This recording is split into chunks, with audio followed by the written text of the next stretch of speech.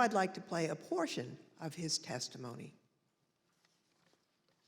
I tried to told him flat out that much of the information he's getting is false and or just not supported by the evidence.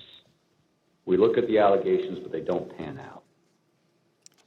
What they were proposing, I thought was nuts. And the theory was also completely nuts.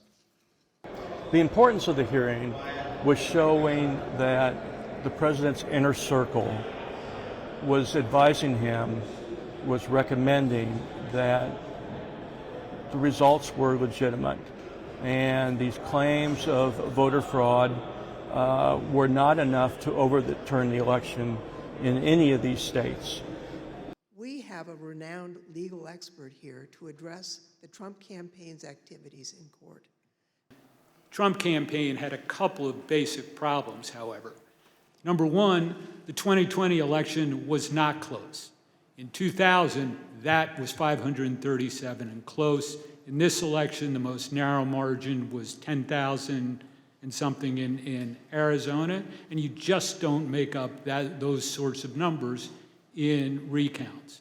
It also included probably the preeminent election expert on the Republican side, Ben Ginsberg, who talked about the difference between the Bush v. Gore re-election count, which included a few hundred vote difference, to the tens of thousands, and in some cases hundreds of thousands of vote difference between President Trump and Joe Biden.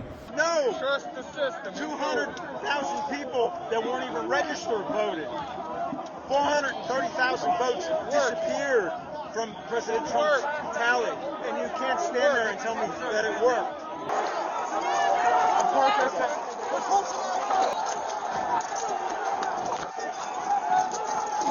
We lost the line. We lost the line. All MPD, step back. All MPD, step back up to the upper deck.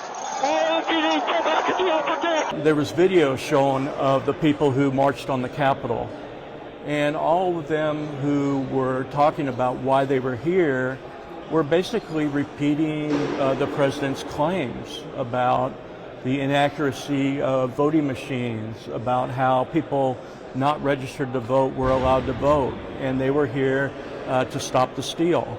So despite the president's key advisors, despite administration officials telling him one thing, the president went another way, and his supporters bought what he was selling them. Without objection, the chair recognizes the gentlewoman from Wyoming.